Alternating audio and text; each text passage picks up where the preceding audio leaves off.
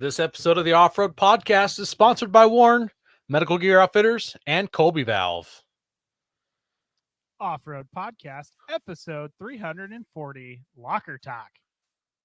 Tonight, Aaron walks a marathon. Jeremy plans an outing, and Coy gets slammed. This is probably why I don't run the music, because it's not on my board. Oh, push the button. Uh-oh. I closed it out for some reason. You want me to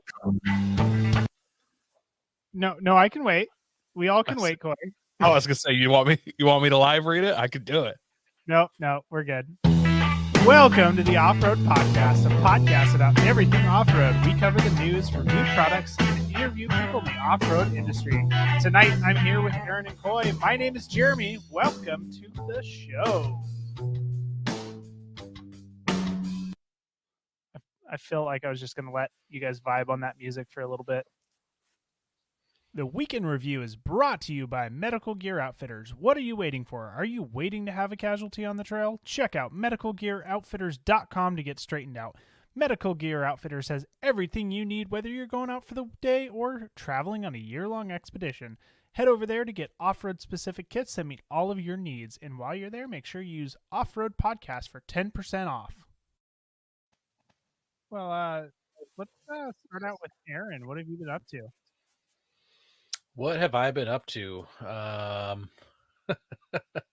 already got the peanut gallery. Ben, who couldn't make it to the show tonight, is saying terrible show. Yeah, clearly everything runs better when Ben's here. And hey, Mac, good to see you in the comments. And Tim is up early tonight. Tim's here again. Jeez. Up early? Oh, getting into the comments early. I got it. Yes. Yeah, he's in the comments early. Yep. Let's see here. So what have I been up to? I just got back from SHOT Show. I went to SHOT Show. That's why I wasn't entirely present last week. I survived Las Vegas, which is a little surprising. My hotel wasn't in the best part of town, and the Airbnb that I had an option to stay at was in an even worse part of town. That's where we popped in from last week, was the Airbnb. So remember how I was showing you guys how low the beds were? Like it was basically a mattress on the floor. We figured out that it's probably for your protection because the exterior wall was a concrete wall. And so that you slept below the window level. So, yeah. So I think it was for protection. Tim wants to know what the best part of town is. I never found a best part of town. So, yeah. I guess Spearmint and Rhino Street. What was that? It's on the corner of Spearmint and Rhino. It's the best part of town, I hear. I have a feeling that's the opposite of the best part of town, but yeah. So, I went to SHOT Show I got there Sunday. Monday was range day and got to shoot some guns. I shot out to 880 yards with a 6.5 Creedmoor. I shot an 8x8 plate at 880 yards. 8 foot by 8 foot? 8 inch by 8 inch. Sorry. 8 inch by 8 inch. You win the competition there too? No, he didn't set this one up. I was just checking. He wins a lot. I did. All 3 bullets that they loaded into the gun hit my target. I think he wins every year. Just saying. Yeah, man, that's embarrassing. I'm not going to win this year for sure. I'll make sure of it. I'm going to throw the competition. I think I'll compete, but I just won't. I won't have my scores in the prizes. So I'm gonna laugh when he tries to throw it and he like skips bullets off the ground and accidentally hits dead on. I think you should compete using my gun this year, and if you can win with my lever action 308, then yeah. I'm gonna stop talking crap and I'm just gonna let you have it. Does it have a scope on it? Technically, yes. What does technically mean? It's a tube with glass on each end. It's a scope. It's only a little bit older than I am, but it's still a scope. So Yeah. you have to do you're ranging manually. You have to guess how far to hold above target. It doesn't have all these little fancy clicks and stuff. You just kind of go, it looks like about 12 inches. Douche. Bring it out. We'll try it. I'll show you how to use it, Coy. Bring it so to yeah. snow camping. I want to do some long range shooting while we're snow camping. See if we can figure out a way to do it. Okay. So Monday was range day. Got to shoot a bunch of guns, some full auto stuff. That was kind of fun. And then Tuesday, Wednesday, Thursday, I walked the SHOT Show floor, and it was 18 acres of vendor space is what they advertise it as being. 18 acres, which is a lot. And how much of it was full? It was, I would say it was 92% full. I'm going to guess there was maybe 8% of the vendors didn't show up. It was probably even less than that. It's probably only 5% that didn't show.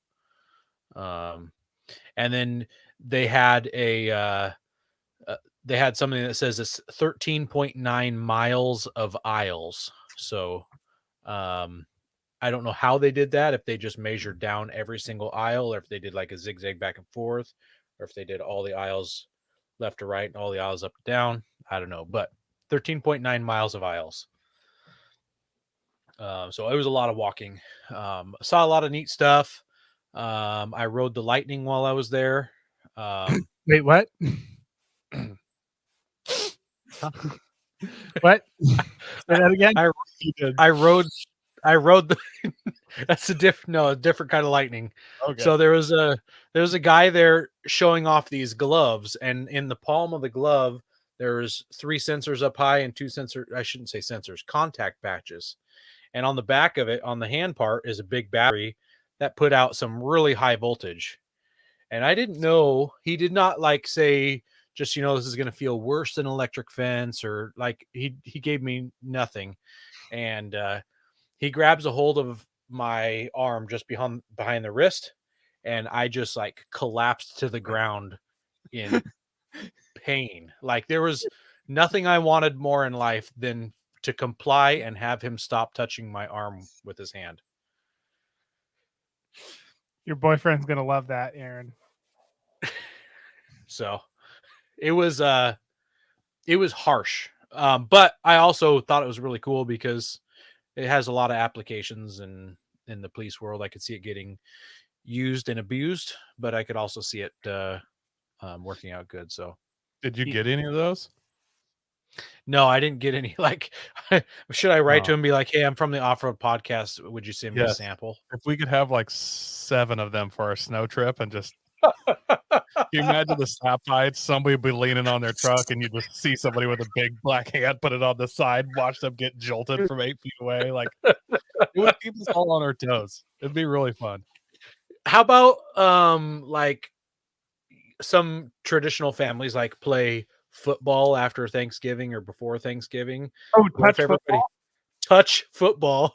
Oh my goodness. Can you imagine? Was it the stun gun gloves or something? Just a good old-fashioned game of tag would be fine, I'm trying to find these now. I'll tell you what they are. I took a picture of it somewhere here. I want to see how much they are. The glove from Compliant Technologies. I think it's Compliant Technologies, yes. Okay. Yeah. I want to know if I make like a whip out of a piece of wire, if I could like Indiana Jones people with that, holding it with the glove and shock them. Well, so he didn't show me how these work, but they had shields and they look like a Captain America shield. So somehow they had a shield too. So, and then I guess in one last part that they had was these, like, your blood pressure cuff that goes on your arm. They had some of those, but you wrap them around the people's legs, and they use them in like courtrooms. And if like someone gets out of hand, it has a remote control button. So, those would be good for the snow trip too. Make everybody put one on. We'd be wheeling. You'd see somebody just swerve into the ditch randomly, Put all the controllers in a bowl and everybody grabs one, and you leave. Wow. Yikes. You hope you grab your own. So Yeah. Wish.com sells a version. Oh boy. I feel like that might accidentally kill you somehow. Yeah, it shocks you at the same time. Yeah, I don't know. Besides SHOT Show, which I had a lot of fun at, I did do something off-road related. I fixed my son's RC truck.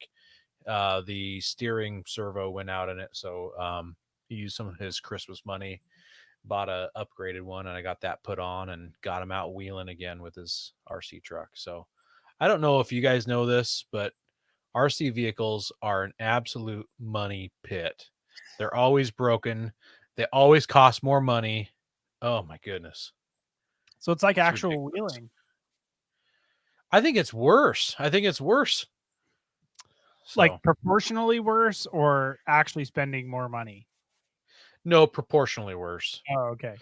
I mean, You his wanna- RC you wanna hear has something? been broken more than Ben's 4Runner has. Are you going to bring it on the Wow. snow trip? Probably not. If it's broken, you can drive it in manual mode. What were you saying, Coy? I just found out the Mac tool guy, the truck that makes the mechanic shops. Our Yeah. shop at the company I work for, we have a shop that works on our equipment. He is a Traxxas dealer now, and when he comes in, he has a full set of Traxxas stuff that you can buy on truck credit. Oh, God, that's he a gets terrible these things out and just driving around. They're like, we could just pay you $50 a week for 10 years. And yeah, he's Man. making a killing selling I those bet. RC trucks on truck credit. Oh my goodness. It's next level evil if you think about it. It is. It really is. Those trucks are already pretty evil. I know, but this just makes it a little bit more. It's like selling drugs to children at that point. Like it's just a little extra evil. Yeah, I mean, these aren't even things that are going to help you earn a living. These are things that are going to cost you more money. Yeah. Not only are they expensive, they also break a lot, and then you're going to buy more parts from them. Have to give them, once you're hooked, you're in. Yeah. Well, enough about me, because we're going to hear about me later in the show anyways. Coy, what have you been up to? I haven't been up to a lot, but I just got a notice on Saturday that the suspension for the race car is coming. So finally, I ordered it on Black Friday, and it'll be here and supposedly this Friday. Oh, the race car. I thought you were talking about your Toyota. Nah, I got rad flows on that. Just had those rebuilt this last summer before the Moab trip. And Well, it is what? his Toyota. Well, yeah, technically the race car's a Toyota. That's Oh. all Coy owns is Toyotas. Oh, okay. Well, fine. Yeah. Yeah, we love what Toyota does for us over here. I got to jump and pause in midair after I say that. Anywho, and I'm just super stoked for our snow trip. We did a little planning meeting, or Jeremy set it up, and I've just been like, you stole my thunder. I'm not stealing your thunder. You can talk about it, but I've just been like super jonesing and thinking about it straight time. So, oh man, coming up with good ideas like tasing each other mid melee. No, I'm super stoked for that snow trip. That's for sure. I think we got a fantastic menu going. Yeah, nacho cheese. That was like Aaron's only contribution. Was nacho cheese. Oh, you don't even know the half of it yet. Coy and I are scheming. Just wait.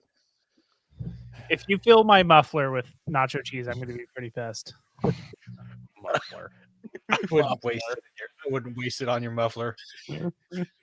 I would suck it back out of that muffler. I would put nacho cheese there.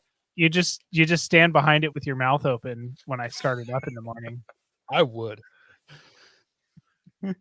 Unfortunately, it won't be hot enough by then because it'll just have a little bit going through. But anyway, I'm super stoked for that. But yeah, that was kind of the only thing I did this week. So I think maybe we can move on with the show. Hey guys, we're looking to reach more listeners. We're going to start reading Apple iTunes reviews on air. If you hear yours, send us a message with your address, and we'll send you an Off-Road Podcast sticker. You can find all of our social media by just searching our name. Now, go hit that subscribe button. I think we need to have Aaron read this feedback. Did he freeze again, or is he just pretending? I think he's pretending. I think he's pretending. I don't have a good poker face.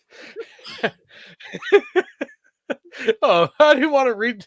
You guys always make me read the listener feedbacks. There's a fan running behind you, so Yeah.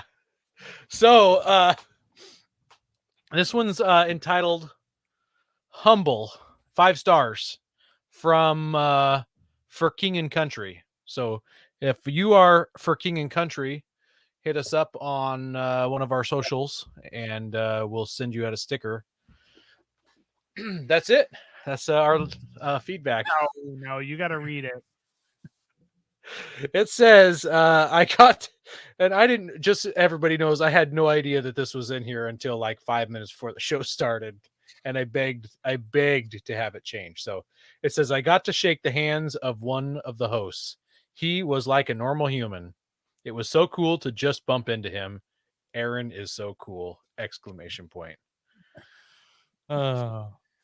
Like a normal human. He must not talk to you very long.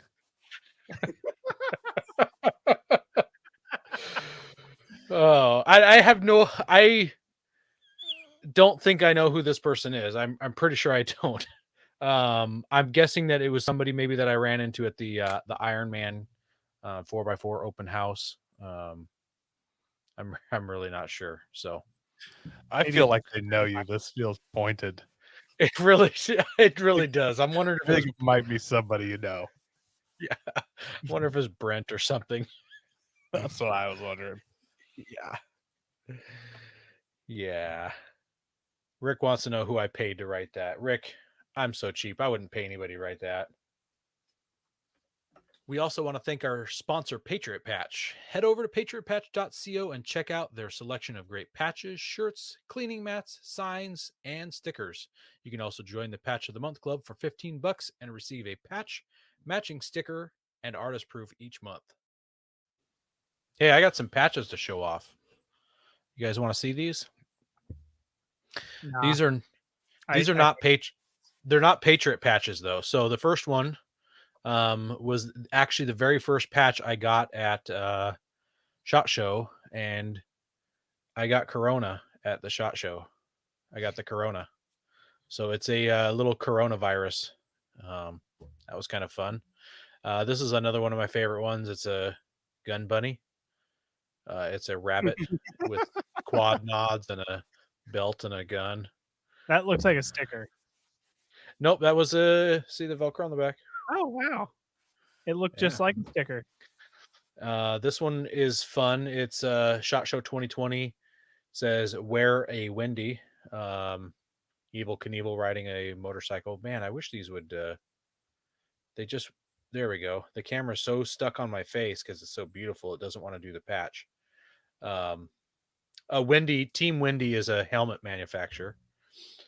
This one is a gecko on a Fax and Firearms barrel. Kind of fun. They do like a fun multicolored barrel. Yeah, and they call it chameleon, I think. Did I call it a gecko? And I know it's a chameleon. Yeah. That's really dumb of me. So,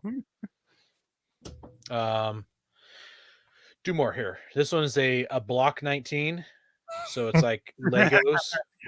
To be fair, they're all that technically. Yeah. And the last one, this one was from a company I think called Savior. They make some really nifty gun cases out of like banjo cases, and they hold like a gun and a rifle and a pistol and some other stuff in them. So I know those weren't Patriot patches, but they were just my favorite ones that I got from SHOT Show. I'm going to guess I got 50 patches while I was there, maybe more even. So I'm surprised you didn't display the Gray Ghost patch. I got some of those too. I got quite a few of those. I got a poker chip from Dead Foot Arms, kind of cool. Little SHOT Show poker chip. Yeah, there's just some neat stuff that came out of there.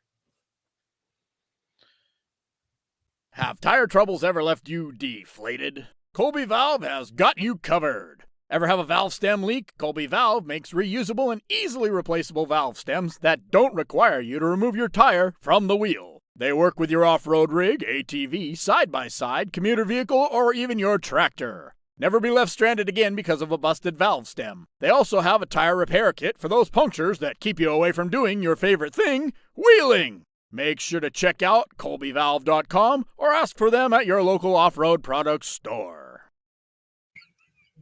Boy, Tim is really loving you tonight, Coy. He always violently. He says you're the best host. Yeah, I see that. Oh, hang on a second. There's another sentence here. It says, besides Ben, Jeremy, and Aaron, of course. Yeah, he always directly attacks me for some reason. I don't even know what I've done to him. Like, I don't even know this guy. Some Yahoo Texas with the Jeep, and he's just like that Coy character with the bald head and the beard. Screw him. Arizona, but yeah. Yeah, same thing. Yeah. So let's talk about the news here. Our first article is about the JL's trying to keep up with the Broncos. No, JL's not trying to. Jeep is not trying to keep up with the Broncos with this one. JL owners. They're not even trying anymore. They realize the Broncos better than them. I don't know. JL owners and also Gladiator owners. So you can spend your hard-earned money because you can't get it from the factory. And you can get, here's a overhead view of what's happening here, the turn assist. So someone has figured out a way to modify the software using a dongle from a company called Taser Mini. Taser.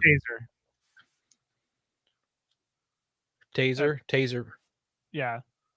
I thought the article said Taser Mini. Well, that's the product. The company's called Taser. The product is Taser Mini. Yes. I'm getting confused. I wonder if the guy who owns it, his name is Taser Face. So you connect this dongle in, you upload some software, flip some dip switches, do something, and now you can use your steering wheel control buttons to tell the anti-lock brakes to lock the inside tire when you turn left or right. So you can kind of see in this picture we got on the screen that's what's happening here. I saw this and I'm like, hang on a second. It's not turning very tight. I would kind of expected it to just hold that rear tire in one spot, not for it to make a smaller circle than the outside circle. So I went over to Bronco videos and stuff and did some Googling and YouTube watching. And actually the Bronco has about the same inner circle size as the JL. So it doesn't turn any sharper or less sharp. The Bronco's not any better than it. I was kind of surprised. I just assumed when it drugged that corner that it was not quite like tank turning, but I thought it'd be sharper. I feel like I mean, I don't know exactly how the software works, but I'm hoping that it works like you'd be doing 55, you hit the button and you can lock up a tire. Because there's going to be so many Jeep guys just out on the beach doing 30. You're like, I'm doing a cookie now. And we're going to see it roll 3 times. It's going to be amazing. Yes. Like, I'm stoked for this product. Like, look how sharp I can turn. And just watch them. Or somebody throws an air locker in their rig and they're using the airlock and then they accidentally turn this thing on. Oh, good. That'd be so awesome on those little Dana 44s the Rubicons come with. Just watch them, pow, just snap axle like that. Like you do it on like the Slick Rock or something. If you did it pretty much anywhere else, it'd probably be okay. But yeah. So if you two want to have Bronco-like abilities on your Wrangler or Gladiator for $329, you could do these things. Well, I mean, there's other stuff that the tasers do. So Yeah. Maybe Tim can get one of these for his Jeep. Taser Tim. Yeah. Tim the Toolman Taser. Tim the Toolman Kilmer. He can get one, and he Yeah. can let us know how it works and do cool Jeep Cool turn stuff. Yeah. Yeah. Right feel now like his Jeep isn't turning anywhere. I feel like he needs to drive up for a snow camping trip if he does that. He should. I don't think he can afford a JL on security guard salary, but still, if he ever does get one, he should get this. Yeah. So our next story just dropped today. This one's hot off the presses. And it's about the Ford Bronco. So and we saved the best for last here. They finally revealed the Raptor version of the Ford Bronco. Oh yeah. Any guesses how much horsepower it has? Well, I'm looking at the article, so I feel like that's cheating. But Yeah, it is cheating. So 400 horsepower. Yeah, that's quite a bit. That's a good amount. Do you know what the Raptor has? The F-150 Raptor? No, but I'm trying to find it in the article. I don't know if it's in the five-ish. No, I think it's 450. Do you know how much the 392 Wrangler has? How much? 500. I was really hoping you guys would answer that one because I don't remember totally. I think it's like 470. I'll look it up.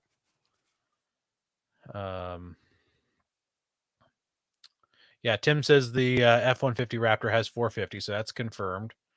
Yeah, 470 for the 392 Rubicon Wrangler. So I feel like Ford, maybe they're holding back because they're going to have like a Raptor R model or something.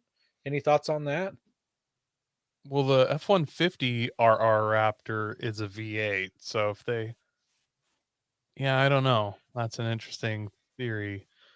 Because 400 is not like... it just isn't like that much right now. I don't feel like it's that much. The non Raptor versions of the F-150 are getting close to 400 horsepower. So I wonder are they going to do a Raptor in a two-door? I didn't catch it in the article, so I'm not sure. I didn't see I don't know. either way. I don't know why they wouldn't. Well, that's so 500 horsepower in a two-door Raptor. Selling that to customers seems like dangerous. You know what I mean? As a factory. Yeah. So, yeah. On the other hand, this thing weighs almost 6,000 pounds. So that 400 horsepower isn't insane. I don't know. Tim says no two-door Raptor Bronco, just like no two-door 392. Yeah, so 5,700 pounds. With it having the Raptor suspension, it makes it 8.6 inches wider of a track. Not just the truck overall is that much wider. The track is 8.6 inches wider. And they got those curvy fender flares on the back. Pretty good, yeah. I heard some people talking down about those fender flares. What do you guys think about those? I don't love them. I don't know if that's actually the because I've seen several different kind of fender flares on these already, so I'm not sure if that's actually the flare that's going to be on it. You want Jeremy? Can you share the view photos? Yeah, just give me a sec. Did you mention that this comes with 37-inch tires from the factory, unlike the Jeep? Not yet. I mean, thank you. Thanks for bringing that up. 37, 12, 50, 17s, I think. Now those are BF Goodwrench, so in real inches that's like a 35.5, but still it says 37 on the side. But just think, Jeremy, this stock Bronco is like one size smaller tire than yours. Than your Jeep. I mean that's pretty dang awesome. I'm not gonna lie about that, but I don't know. It still has IFS. Just saying. Yeah. Yeah. I know. Think how well it's going to handle, like, not going in ditches and like off road and stuff and like down the highway. Well, I mean, if Ben's rig is an IFS and it goes in all the ditches, so Look, the number one mod is the driver. So if you I don't want to say too much there, but you can have there's in spite of and because of. yeah. I don't know. I kind of hate the fender flares now that I'm looking at them more and more. They're not so bad for the rear right there. They're kind of just like, they're okay. They remind me of like the Arctic truck fender flares. Yeah. So those rear fender flares, if you guys were into like crappy rice burners, they have a Rocket Bunny flare look to them. And because of that, I'm going to start calling this a wide body Bronco from now on. It's the wide body Bronco. Yeah. Yeah. I don't know. I can understand why they didn't just go out with the fenders, because if you just went out with the fenders, just like did a flat fender, it'd look more like a Jeep. But I kind of feel like just flat fenders would have looked better. I like those vents though, right there that you just passed over. Yeah, it's definitely an aerodynamic enhancement. I bet it does. It's not even goes through. It's probably just, plastic back there. Oh, for sure. Even if they did go through, this thing's literally shaped like an apartment building. Like, what are they going to do? Cut down the aerodynamic coefficient. Like, okay, you're one to talk, Mr. FJ. Yeah, I claimed no aerodynamics. In fact, I've been many times said I have the aerodynamic coefficiency of a brick. I've never heard the Bronco claim any aerodynamic efficiency. When you put vents on your fender, you're claiming something. You're claiming that you need more air to the engine, I think. So it says in that picture 13 inches of front wheel travel. That's quite a bit on something factory. So it looks like they just bolted on new shock towers, if I'm honest here. I hope they did, because that means every single Bronco and the owner already can just bolt on new shock towers to do the same thing. Yeah, that's fair. Yeah, that'd be pretty nice. And I believe that the rear has 14 inches of suspension travel. So 13 and 14 inches is a lot of suspension travel for a stock vehicle, a factory vehicle. Yes. Yeah, I wish they had the up and down travel kind of separated out on this. Yeah, that would be kind of nice. Because, I mean, for an IFS rig, for sure, that's crazy. I mean, and for a stock, man, I think this thing's going to be a killer rig. And honestly, what's to do to it? Like, my fairly highly modded FJ has smaller tires and less suspension travel. It's inferior in literally every way. Are those exhaust cutouts? Yep, looks like it. What? Yep, good eye. That's and I'm just scrolling through really quick. There's so many photos that I feel like I just have to keep scrolling in order to get. Well, it says there's 119 of them. Yeah. No. What has me excited is that what has me excited is that the F-150 Raptor just seems like all it is for high-speed desert running or driving to and from construction sites. Like it's not good for anything else. Oh, you don't really out business model. You don't really rock crawl with it or anything like that. No. And I feel like the Bronco is going to step up, and maybe it isn't the best rock crawler, but I think it's going to definitely rock crawl better than an F-150 would. At least fit down trails and snow wheel and stuff better. I'm just blown away by how amazing this thing is from the factory. I mean, yeah, it's literally way better than the vehicle that I have that I've spent years working on to make it pretty good. So I'm curious, Coy, do you think that you have $70,000 into your FJ? I absolutely do not. Because that's the starting price here is $70,000. Yeah, but if you look at his vehicle new, MSRP new, and what he's done, do you have $70K into it? No, I paid it was I bought it used. It was like 2 years old, and I paid $26,000 for it. And I probably have, I don't know if my wife's listening. I don't think I have more than 10 grand into it, honestly. I mean, unless you're counting tires, but those are a wear item in my mind. Yeah. So, since he doesn't know if his wife is listening, double that by at least 2. No, I mean, I have, all redone the suspension, lights, winch. Like I wrote 10 grand's a pretty accurate number if we're not counting tires. Well, and if you think about it, your lights and your winch are not anything that's helping you be more capable on the trail. Well, so no. if you deducted the cost of that, so because So you it's still inflation kind of stuff. throw a winch on here. Yeah, I mean, this thing needs a different front bumper and, a bunch of lights, and it's there. It's done. Like, it's pretty awesome. And maybe some skid plates. Yeah. Well, here's the good news for the people that already have pre-existing orders for a Bronco. You can upgrade your order to a Bronco Raptor.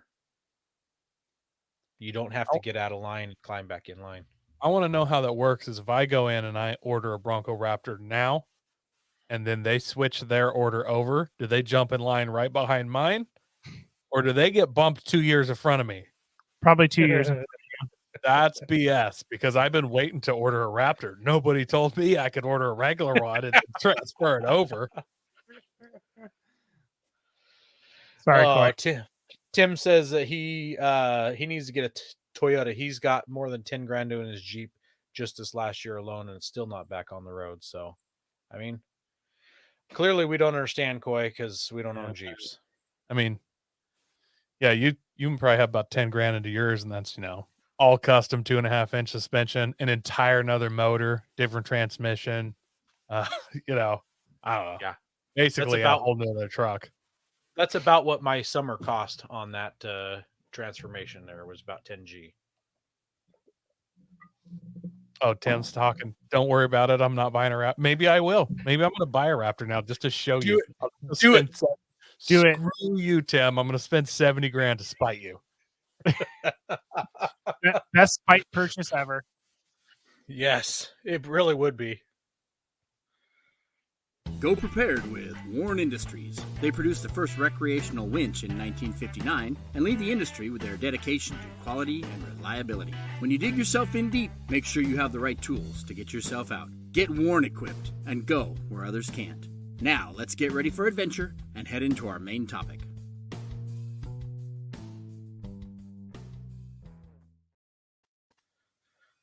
Well, Coy, I hope I didn't do the old timeshare treatment with you again tonight. I told you that our topic was called Locker Talk. Yeah. And I'm not sure what you think Locker Talk is, but we're talking about devices that go in your rear end of your vehicle. I thought you were talking. Yeah, I actually thought we were going to talk about some of the stuff you did in Vegas, and it'd be a little locker talk, but apparently. No, that's locker room talk. Yeah. Yeah, I see where you could come up with that. Yeah, you could see he just got back from Vegas. Like, hey, I got some locker talk, and I'm like, fill me in. Well, catfished again. I thought I was going to live vicariously through Aaron. Catfished again. By who? Yeah. Now I need to know. By Tony Simon? You got catfished by Tony Simon? No, I did not. No, I did not. Although I'll be joining him on his podcast tomorrow night. So if you guys want to join in on the Gun and Gear Review podcast at 6 p.m., I don't know where they air it, maybe on YouTube or something. So I'm always secretly jealous of people who get catfished. Like, at least somebody cares enough about them to try to trick them into loving them, Like, it'd be kind of nice. All right. You listeners out there, catfish Coy. Get him. Yeah, it'd be nice. Find him on Facebook. Get him. Yeah. So we're talking about lockers. Let's kick this off on talking about when to use a locker. Coy, how many lockers do you have in your FJ? Just one in the rear. Just one for now. Ooh, ouch. Yeah. You, out of curiosity, do you plan to put one in the front? if I ever re-gear, which I probably will at some point, I will definitely put a locker in the front. Cool. Yeah, and out of the 3 of us, we have 5 lockers between us. How's that? Yes, we do. Good thing Ben's not here. He would have brought our average down. By a lot. Again. Yeah. It would have been 5 out of 8. Yeah. I Hopefully they know. grade on a curve. Yeah. So, yeah, so let's talk about when to use a locker. So Coy, since you have a locker, when do you turn yours on? What kind of obstacles are you going up, down, around? So to start off with, I have an ISF rigs to an FJ Cruiser. So ISF, IFS, suspension front. I have an IFS, ifs.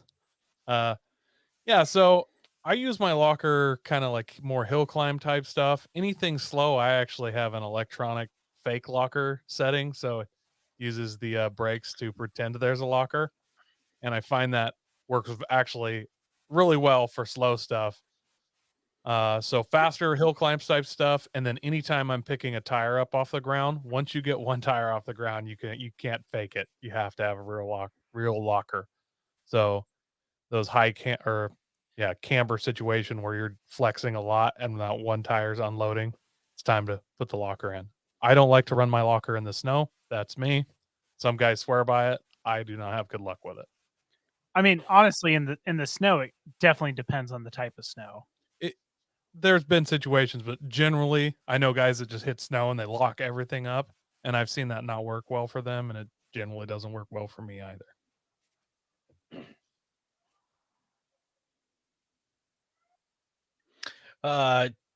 Tim asked if I had a locker in my wife's F-150, and yes, I do. He says, technically, I have 3 lockers, so 2 more than Coy and 3 more than Ben. So, yeah, I just got all the lockers. But the Toyota Avalon does not have a locker yet, so I'm bringing my own average down. So, what's that? Does it have a limited slip though? Not yet. Maybe that's what I need. Locker. Yeah, I should get a limited slip for the Avalon. But we're going to talk about limited slips in a little bit. So, you kind of mentioned where you use it. Do you use one going downhill at all to help with stability or anything?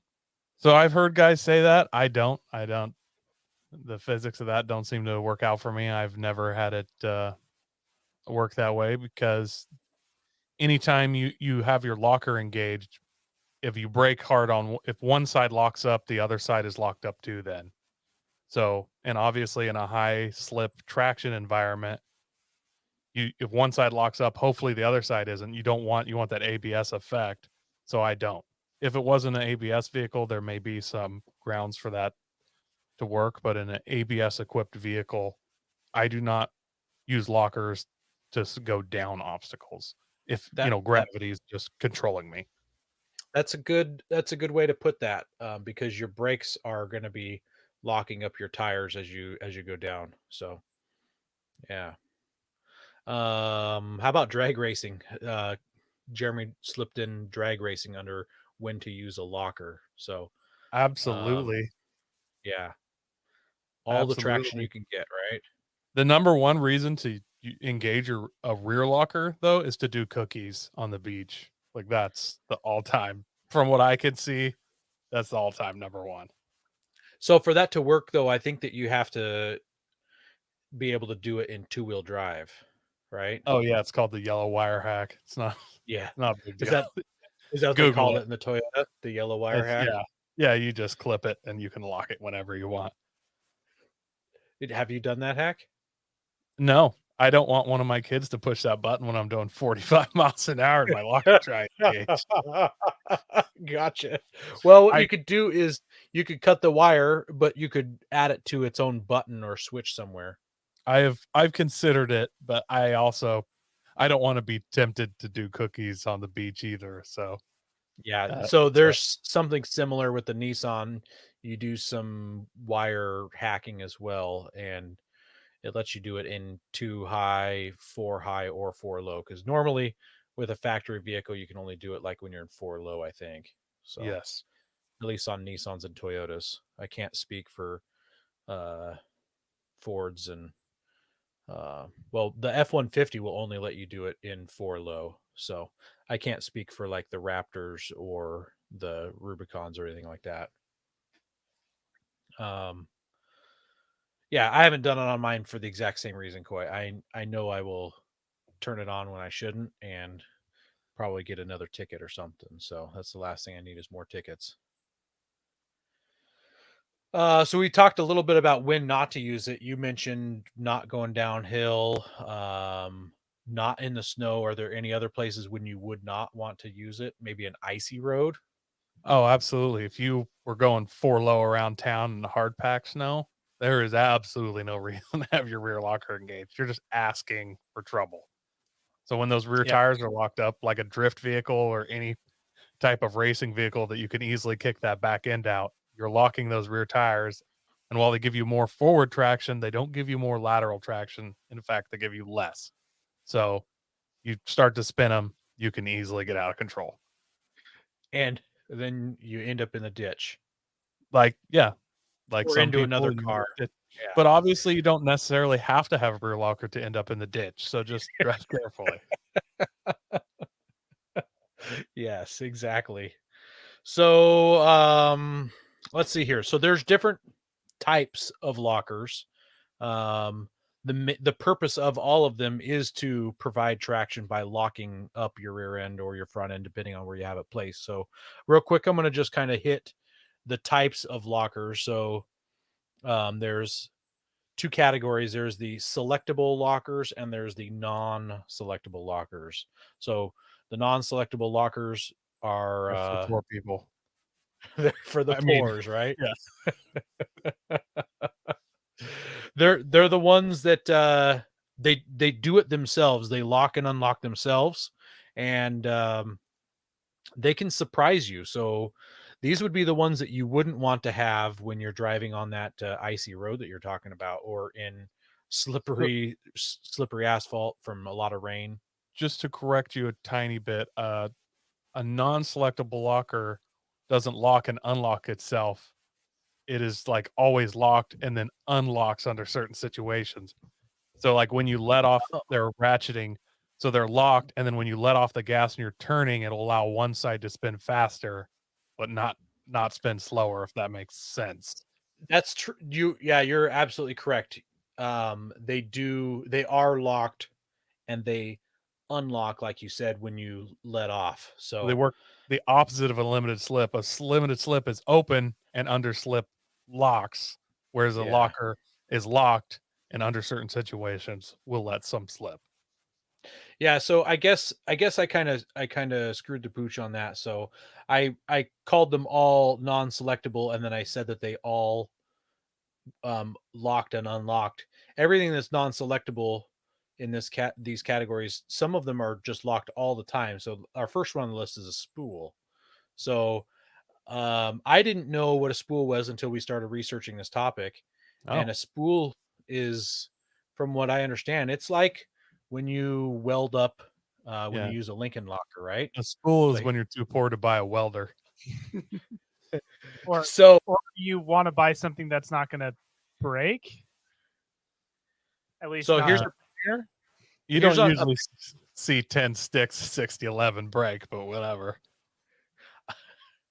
I've not heard of people breaking the weld job that they did on it, but It's all about your prep work, right? So I did see a guy weld the spider to the ring gear one time, but I mean, that's on him. yeah. So I've done it twice, and I've done it twice. The first time I did it, once I was done welding everything all up, I couldn't get the axle shafts in because they somehow misaligned themselves during welding. So the second time I welded up the spider gears while I had the axle shafts in place to make sure that didn't happen again. So You pulled the axle shafts and you couldn't get it back in. Which you don't actually have that one listed on here. We always called them the Lincoln Lockers because of Lincoln welders, but that is a that is a cheap, easy way to get a rear locker in a lot of situations. It definitely is. I mean, it's practically free. So all you got to do is buy some oil to put back in it. So yeah, so maybe we should start with that one. So the Lincoln locker, or a welded differential, front or rear, by the way. You just weld up the spider gears to themselves. It'd be like you just jamming something into the gears to prevent them from spinning, but what you're jamming in there is molten metal that solidifies into solid metal. So, and it's I'm not glad you described welding to us. yeah. And also, Tim, it wasn't a poop. My kids were screaming, so I had to figure out what was going on. And it's They're not in as bad as it sounds to weld up. Like I've known lots, especially if it's not a daily, I've known lots of guys that had welded rears and they just run it. And welding the front, if you have a vehicle with non-automatic hubs, like you got to get out and lock the hubs, you don't even know that that front is welded. So till you actually lock the hubs in. So you lock them hubs. Yeah. So it's not like where you're going around the corner and one tire's chirping and you're just trying to pull into a gas station and everybody's looking. So they have a place, you know? Yeah. I So wouldn't use a spool or a Lincoln locker on anything that was driven on the road, though. I honestly yeah. would probably never use it on anything I own, but like I have future and like options and things, but there's lots of people who don't, and that's the only chance they have of driving two wheels at the same time. And that's for them. Yeah. Yeah, you know, something we never mentioned at the beginning of this is that just because you have four-wheel drive doesn't mean all four of them are spinning. So Yeah.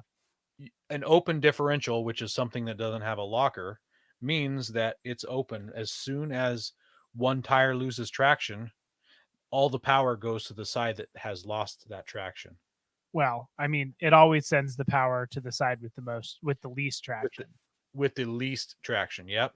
So you It lift the always tire turns up in the the side air. that's easiest to turn is I Yep. think the best way to explain it. So whatever side is easiest to turn will be the one that gets 100% of the power. Yep. Unless you have a locker. Yep. So that's the reason why people put lockers in to their vehicles. Yeah. Well, back to the spools. So the spools are considered to be the strongest traction device for your carrier. The downside to that is it tends to transfer a lot of force to all the other components that make up your drive line. So you see a lot of twisted shafts in your axle shafts and stuff like that, just because it just provides that much force. But so if you were building a pre-runner like that, I would probably get a spool. Like I'm never going to turn that rear locker off if it was selectable. Why wouldn't you, you know? Or a lot of you guys do like the mud drags. Most of those guys run a spool. So or you're doing like a drag race, you know, all those guys do spools. yeah. I probably wouldn't do it on a wheeler that goes out to Moab a lot with the slick rock, because obviously you have a lot of traction there. Yeah. And that could cause you problems. But hey, I probably also wouldn't do a non-selectable locker, but that's just me.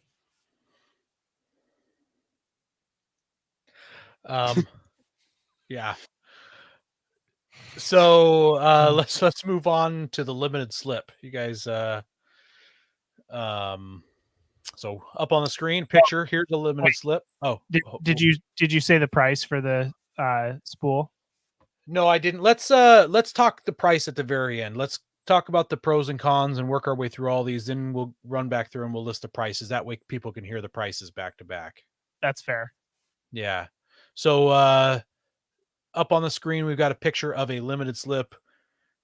You really can't tell what's going on in there. As far as I understand, there's clutch packs in there that detect the slipping and engage and lock. Might be some magic Harry Potter stuff going on also. I'm not sure. Can either of you explain a little better than Aaron? Humble Aaron? Nope, that was about the best that I could explain. The one thing I can add, there are different kinds of limited slip. There's viscous, helical, and a clutch type, and I think several others that I'm not even thinking of right now. And while I don't know exactly which ones they are, I believe it's viscous, and I think helical. If you have one tire completely off the ground, it does not work. And you have to have some traction for them to work. Absolutely, and that comes down to there's absolutely a limit to how much torque can be transferred. So it's only going to do so much before it just goes ahead and slips completely. Yeah. And I think the other big con is that they will eventually wear out, most of them. Yes. Yep. And some do require a special additive to your diff fluid. So they need a friction modifier added to the oil to run them. Depending on if it's from the factory, it probably won't. There'll be a factory oil for it. But if you're adding it, that's something you got to think about. It's going to cost you an extra $20 every time you change that gear oil. If you're running it from the factory, it most of them still require it. At least all the limited slips I've ever owned. Oh, really? Yeah. Every limited slip I've owned from the factory has not been a clutch type. It's been a helical, and they don't require a additive. But I guess I'm just unlucky. I've never had a limited slip. Always wanted one, but I always owned vehicles that they never made them for. So, yeah. Our next one here in the still non-selectable is the Detroit locker. So this is the one that most people hear about. This is probably the one that a lot of people will have out on the trail. The Detroit locker. Here's a picture of one. I thought you were going to say this is the one that most people hear. I thought this. I was going the same thing. Yeah, this is the one that makes the best noise. Yeah. So talk about it. Tell me why am I going to hear this one on the trail? Well, I mean, especially you're going to hear it on the road, but you're also going to hear it on the trail. But when it tends to engage and go between engaging and disengaging, it oftentimes will give you a loud clunk. And you can often feel it in the vehicle. You'll feel it actually clunk. And if you have passengers who are not wheelers and don't know what's going on, it will make them a little bit disturbed because they will be wondering what the heck is going on with your vehicle and why you're ignoring that. But yeah. And then also if you're trying to, power through the corners, it does kind of affect handling because it tends to lock on you when you're trying to do power. And so if you're powering through the corners, it can provide some of that chirping and slipping of a tire. So these are also called Lunchbox Lockers, and I'm not sure why. I don't know where that came from, but that's another term for them. I have no idea why they're called Lunchbox Lockers. I've also heard them called Ratcheting Lockers because that's how they kind of work inside, similar to a ratchet. So under power, those angled teeth dig into each other. You let off the power, and there can be some play, and they can make a lot of clicking noises around corners and things. Definitely have kind of a funny noise. Yeah, but you have to essentially treat them as your tires are locked all the times. It just basically cuts down on that chirping around corners. All right. Well, that's the last of the non-selectable. So let's talk about the selectable ones. So these ones, because they're selectable, are going to cost more. They're going to require you to be able to turn them off and on because you're selecting when you want it on and off. So let's talk about the first one. And this is what most... Wait, hold on. Before you go into the first one, the main pro with that is that it does not affect your on-road driving. Because you can select it in the off position. Absolutely. Yeah. If it's not on, it works just like an open differential, which is the best in most road conditions. But then when you need it, when you're off-roading, you can turn it on and it'll work as though, it'll work the best for both situations. Yeah. So the first one, which is what almost all factory vehicles came with, if they had a locker, is an electronic locker. So it has a magnet on it, an electromagnet that pulls a nub in and out. And when it is in the in position, it locks up that rear end assembly so that it spins together as one. So yeah, electric locker, it's what's in just about everything. Yeah. I think one of the biggest cons to the electric locker is just if it breaks, you don't know exactly why it breaks, because it's harder to diagnose because obviously you can't see electricity unless maybe you're an electrician. Maybe you electricians can see electricity. To be honest, for me, if any of these break, it's all voodoo. Like it's just straight witch magic. I'm just be like, yeah, it's broke. I don't know. Airlock. Well, we'll get to that later, but yeah. So here's on the screen, we got a picture of an e-locker. It looks a lot like the limited slip, like the Detroit. You can't really see inside it, but this one has some wires poking out of it. So yeah, that's your giveaway. That's your telltale giveaway, is the wires poking out. And some e-lockers have a solenoid on the outside of the diff that actually activates those, like the 80 series Land Cruisers have a solenoid on the outside of the differential that locks them. Yeah. It's aux locker, Tim. Aux. Yeah. Another thing that it is. Another thing that I've run into that kind of is a downside to the e-lockers, especially the factory e-lockers specifically, is they're typically wired in through the computer of the vehicle. So you're going to have some limits on when you can actually engage the lockers. Yeah. Let's see here. I hear about some people having their factory e-lockers go out also, but it seems pretty rare. They seem very robust. And I mentioned that like almost all factory locked vehicles come with that e-locker.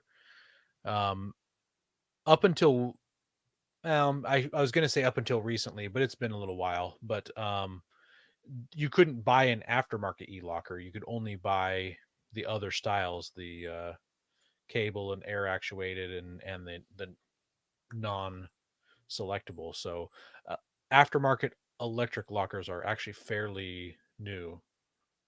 Yeah. In the grand scheme of things. Yeah. Moving on to the locker that Tim's asking about. Yeah. Looking at some cable lockers. So aux locker is one of the main manufacturers of the cable lockers. The downside to this one is it requires you to run a cable, which usually I think normally comes through the floor pan of the vehicle. So you obviously got to drill a hole down in the floor, but yeah, it's not terrible. It's just like a e-brake cable or something like that.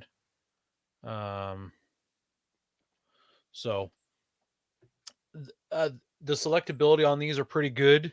I have heard of the cable breaking because they aren't serviced well and things like that.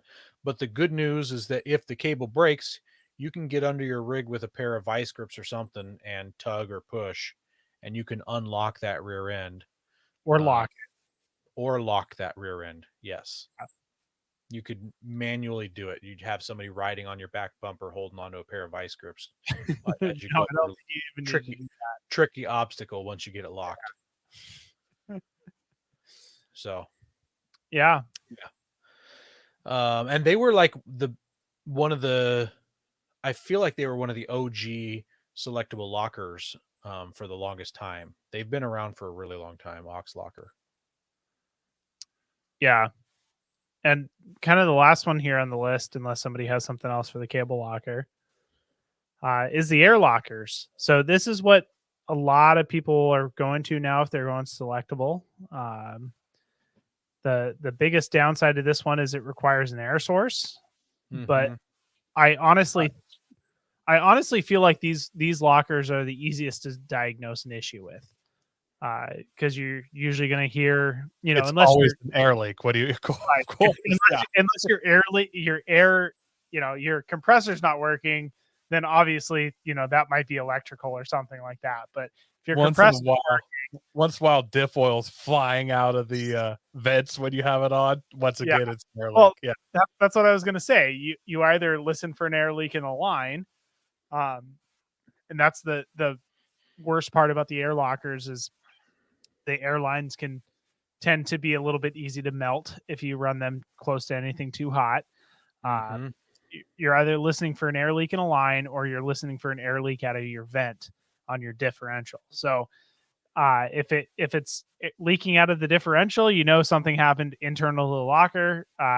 If you hear it anywhere else, it's happening somewhere before the locker. So Yeah. nice and easy to diagnose. Yeah. Not necessarily so easy to fix on the trail. A nice thing about air lockers, at least the ARB ones, anyhow, is when they do fail, they always fail to the off position. So if you had it locked and something happened, you lost your air source, they unlock and you can drive down the highway and make turns and things. So they'll always drop to that unlock position. That which, is also true. Yeah.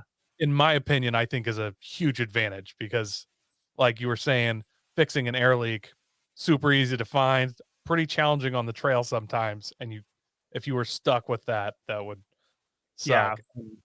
Unlike the electric lockers, there's no magnet in there that's picking up any metals. That's the one downside of electric lockers, is if you actually have any wear, that will stick inside that electric locker and can cause problems. So Yeah. that's a good point.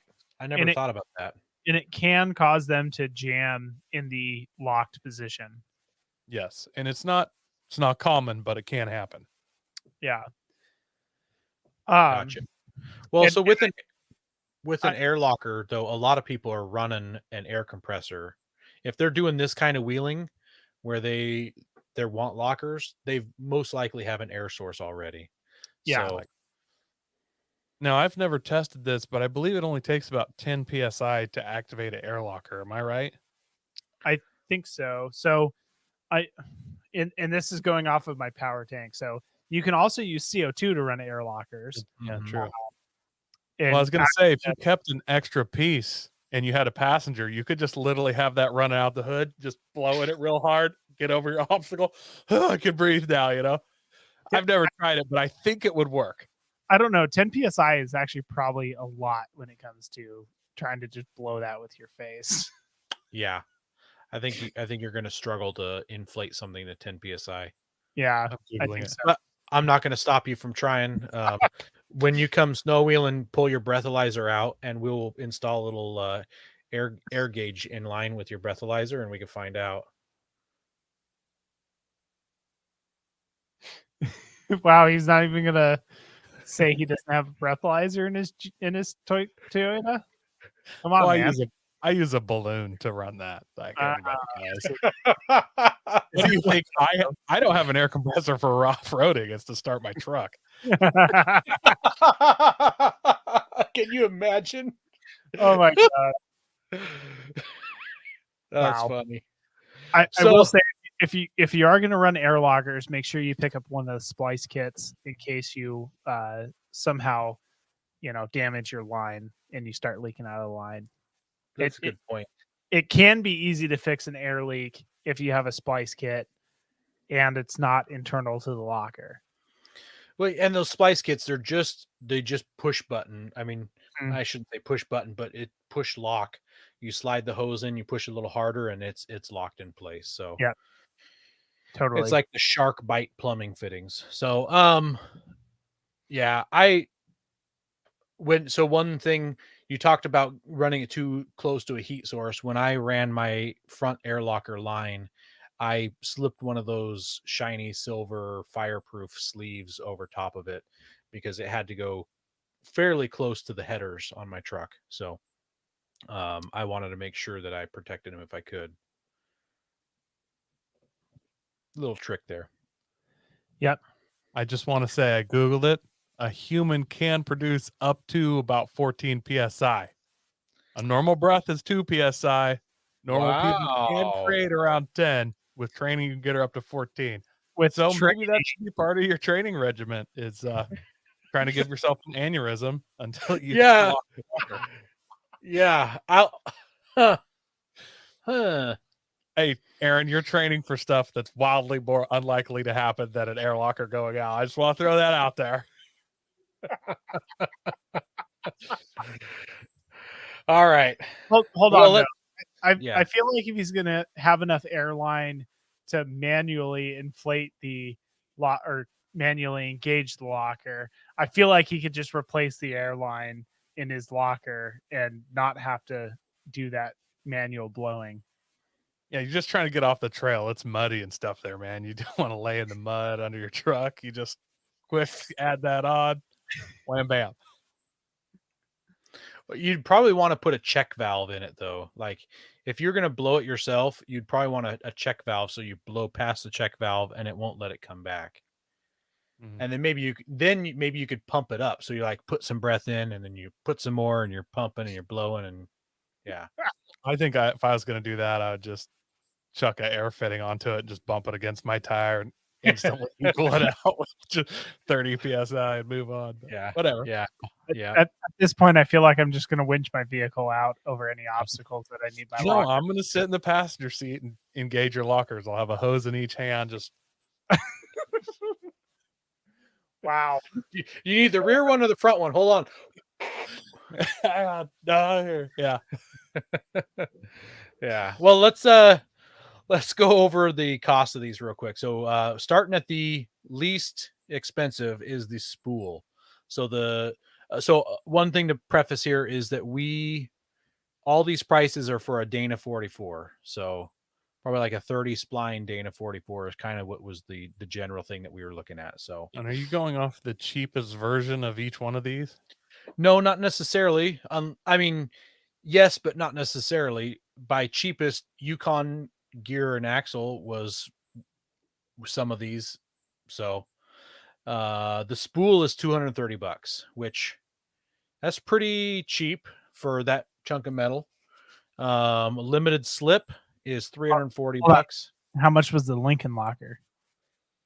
Well, the Lincoln locker is in theory free if you have a welder or a friend with a welder.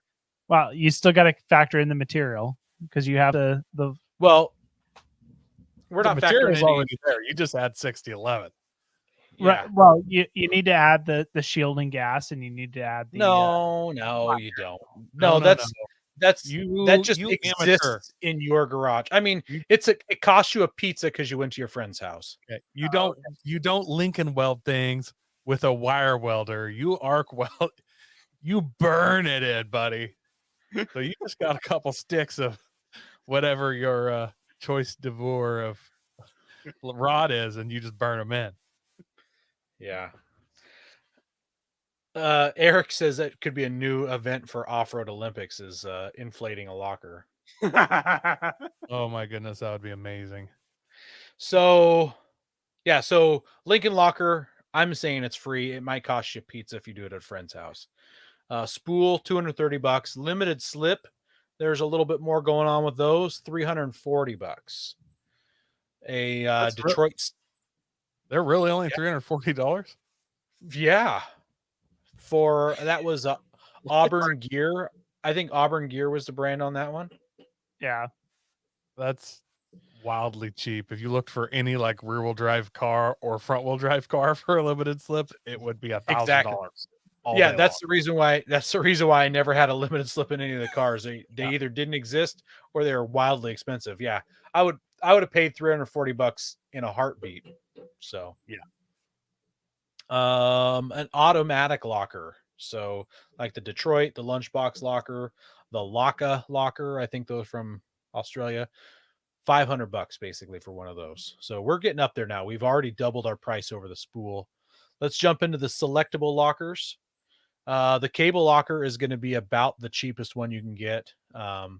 They're just under $1,000, but you also have to buy the cable actuator. So usually the $999 one came with the cable actuator.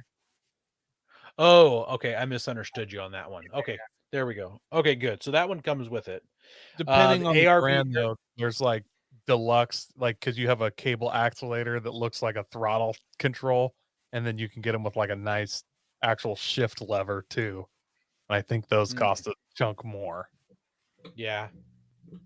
This is just basic. Yeah. Yeah, this is all just basic. So an ARB air locker is $1,050, and that doesn't include your air compressor or your airlines or anything. So that's Wait, just the locker. airlines, yes. The Does it ARB come with airlines? airlines. Yeah. Oh, do they? Yeah, Okay. they do. I didn't know that because I got mine secondhand, so my bad. And Yeah. thank you for correcting me. But it doesn't cover I'll be your humble Yeah. about that. it you're right though, it doesn't cover your air source. Yeah. Whatever you decide to use. Unless it's Koi, then he's free. You just got to buy him a pizza and he'll inflate your lockers.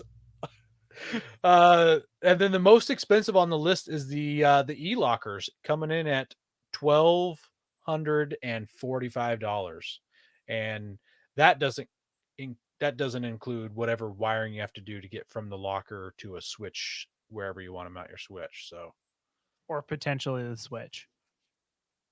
yeah. So yeah, you've got quite the range.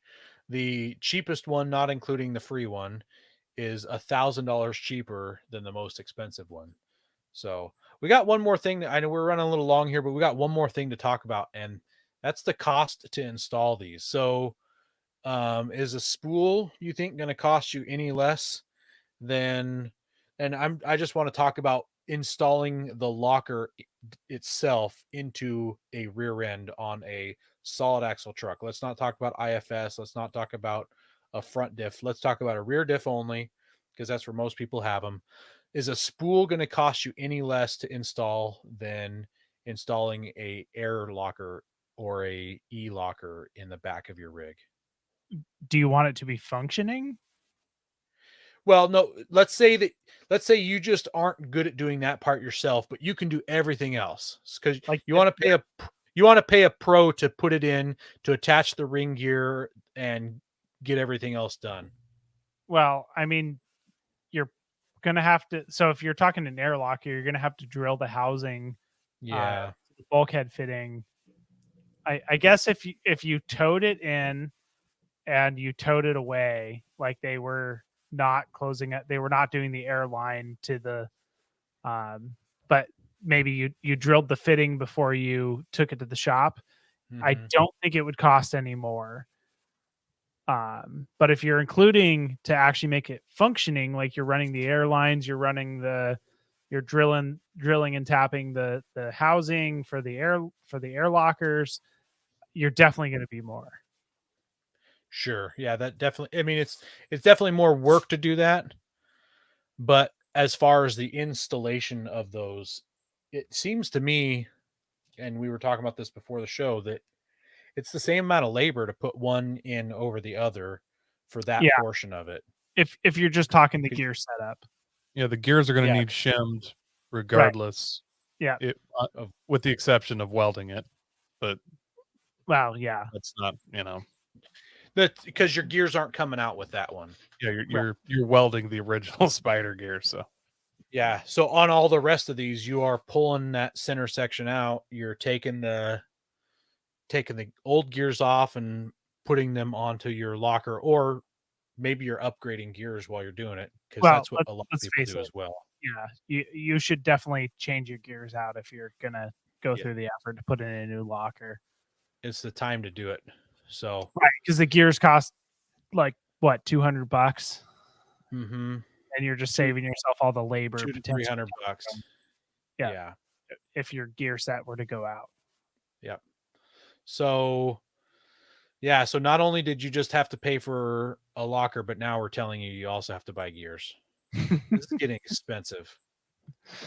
And you got to pay somebody to do it, because unless you have the knowledge and all the equipment to set up gears properly, I wouldn't recommend doing it. It's little to no equipment. It's mostly knowledge and experience. Like, I've actually watched quite a few YouTube videos on it, and I'm like 75% sure I could do it. but that 25% would be a very expensive unknown.